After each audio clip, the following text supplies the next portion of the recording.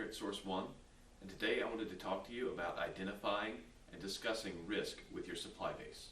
When you do a supplier risk analysis, it is exactly what it sounds like you're doing. You are looking at your supply chain, your key suppliers, and you're identifying areas where there are risks and other issues that might affect that supply chain in the future and the efficient delivery of those products to your organization.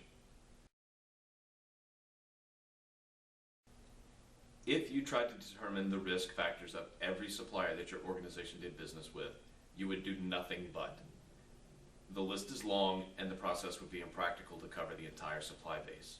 What you need to do is discuss the risks with those suppliers that are critical to your organization. Now, what determines if a supplier is critical to your organization? There's a number of ways companies will figure this out on their own, but the classifications are generally one of three types. Those three categories are: do they supply something used to produce or support your organization's cash cow or star product? Do they provide you with something that gives your company a competitive advantage? Or do they supply materials that support a product that is important to your organization's long-term goals? So, once you've identified a supplier that is critical to your organization, you need to identify the risk factors that affect them. First, are they in an area that is prone to issues? Are they in an area with weather problems? Do they have seasonal typhoons? Are they in an area with political troubles? Is there anything going on in that region that might affect the flow of products into your supply line?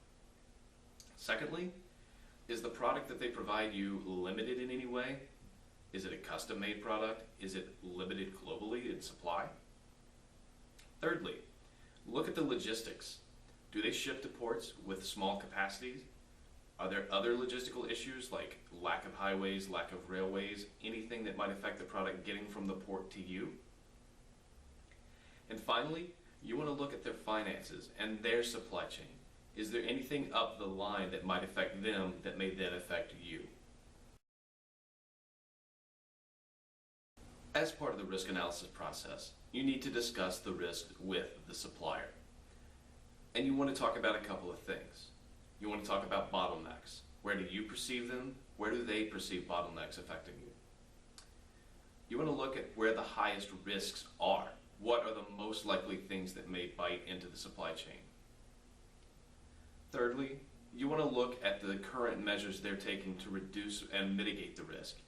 Is it enough? Are there things that can be done differently?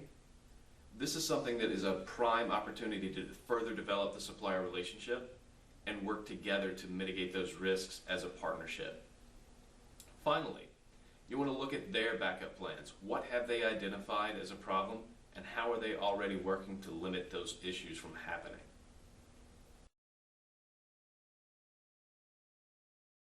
So, in conclusion, if you have any questions about anything we've discussed today, or need help in strengthening your own organization's supply chain, please don't hesitate to reach out to Source One or brush up on the numbers at strategicsorcerer.com.